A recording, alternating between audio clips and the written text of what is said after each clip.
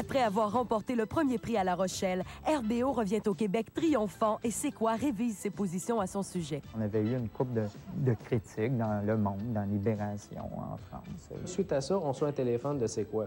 On est les Félix Leclerc de l'humour. On a pogné en France, on a pogné au Québec. Quand on a gagné ce prix-là, que là, ça a fait comme réagir Bob DeBoard, j'imagine, en tout cas, du monde à C'est quoi, qui nous a engagés pour notre premier contrat professionnel?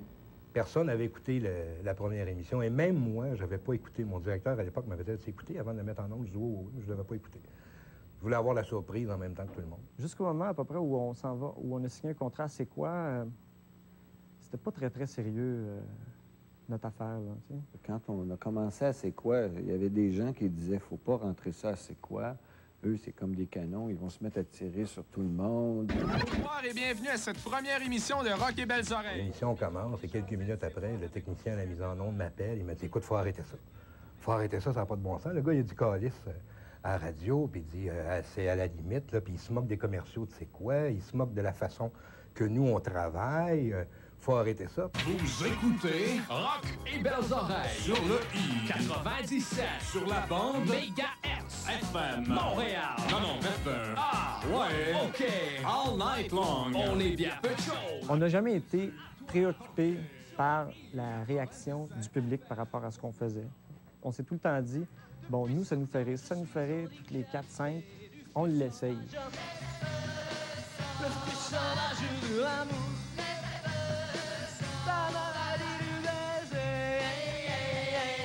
On faisait des chansons. Ils n'étaient pas toutes bonnes, mais il y avait quand même Le Feu sauvage. Le premier 45 tours qu'on a fait, là, c'était à compte d'auteur. On l'a fait nous-mêmes, puis à l'époque, c'était cher. Ça nous a coûté 5 000 $ pour sortir ça en rap, le 45 tours. Personne ne voulait le produire. On l'a payé de nos poches. Les humoristes ont rarement utilisé les vidéoclips pour des raisons X, Y, Z. Dans leur cas, en mariant l'humour et la chanson, ils ont réussi à s'approprier l'image et le vidéoclip, finalement à faire un outil de promotion efficace qui leur donne une visibilité constante. Particulièrement sur Musique Plus, on les a joués bien souvent. On s'en va auditionner pour le lundi des rangs avec cette chanson-là. Check it out, sur la rue Saint-Laurent, j'ai marché jusqu'à temps que j'arrive à une place qui vend la crème à glace. Mon premier contact dans le groupe, ça a été Bruno. Par la suite, je me souviens d'être allée les voir en répétition, d'avoir vu des shows. Je commençais à les suivre, être intriguée, amusée par cette gang-là. Moi, j'étais dans la salle et j'ai observé la réaction du monde. Et puis là, moi, j'en suis pas revenu. On est devenu, cette journée-là, comme le hit de cette soirée-là. Je m'attendais pas à une réaction comme ça, tu sais. Tout d'un coup, notre nom est apparu dans le journal. Le numéro a super bien marché, de sorte que, si je me rappelle bien, 4 mois après, on animait les lundis des A. Cette saison-là, au lundi des A, nous a vraiment, de mois en mois, donné beaucoup de confiance. Quand ils sont arrivés sur scène, c'est vraiment là où ils se sont montrés à la face de la business. Et c'est là que la business a compris que oui, ça valait la peine, puis il se passerait de quoi avec eux autres.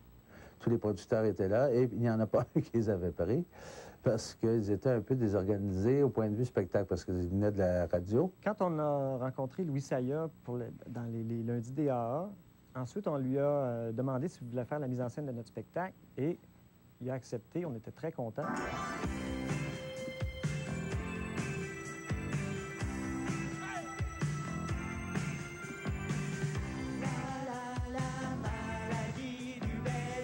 C'est des bourreaux de travail. Ça m'a toujours impressionné. On avait établi une méthode de travail, ils l'ont suivi à la lettre, mais ils n'avaient pas peur de mettre les heures pour arriver à des résultats. Faites l'amour, pas la guerre, par en avant, pas par en arrière. Jésus est bon, Jésus est partout. Mais la modération a bien meilleur goût. On a sorti notre premier 45 tours à ce moment-là, mais ça nous a permis de sortir notre premier album. La télé, probablement, l'idée de faire la télé, probablement partie de là aussi. Voici le groupe Rock et Belles Oreilles. On était en élimination contre 3 chanteuses.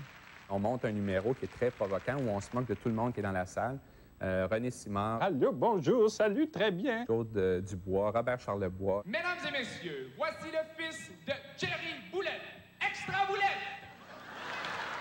On tape sur tout le monde, mais on vient d'arriver, personne ne nous connaît. Là. Dans la salle, le monde nous regarde en se disant « Mais c'est qui ce monde-là? Qu'est-ce qu'ils font, là? »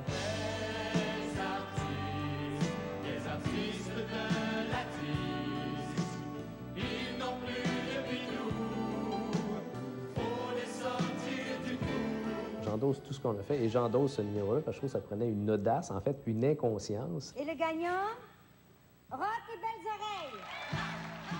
Où on s'est rattrapé, c'est quand on a gagné le prix, où là, les gens nous ont vus, non, pas costumés. Guy a fait encore une de ses blagues habituelles.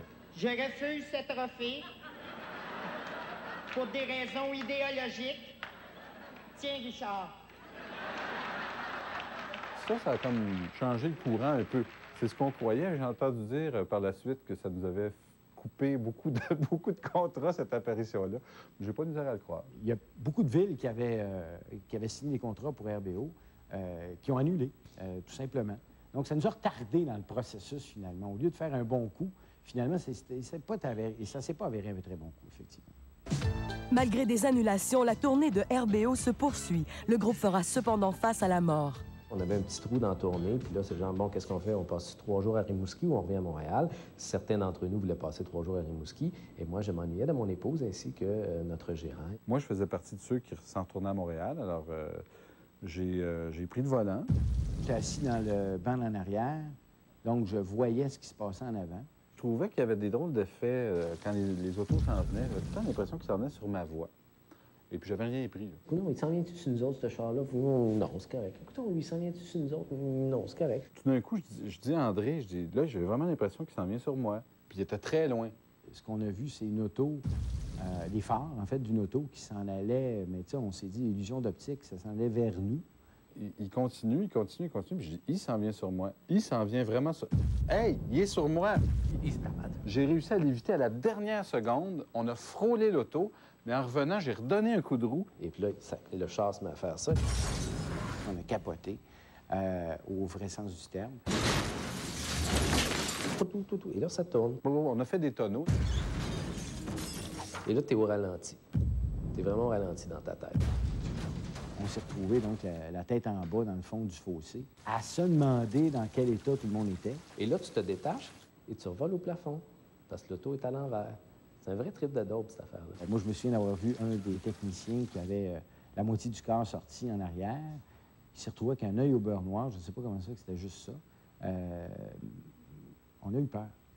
L'endroit où on est sorti de route, on est revenu. L'endroit où on est sorti de route, c'est un ravin. Et il y a une rivière au fond. Alors, voici le trou!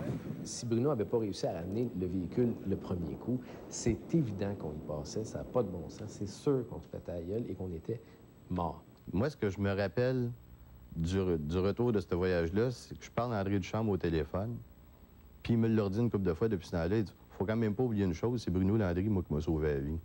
Puis, on a senti à ce moment-là, j'ai senti qu'il n'y avait plus d'équivoque là-dedans. C'était vraiment des amis. On a l'impression que tout aurait pu arrêter là. On s'est rendu compte de la fragilité de tout ça. C'est là que Rock et Belles Oreilles est devenu un groupe.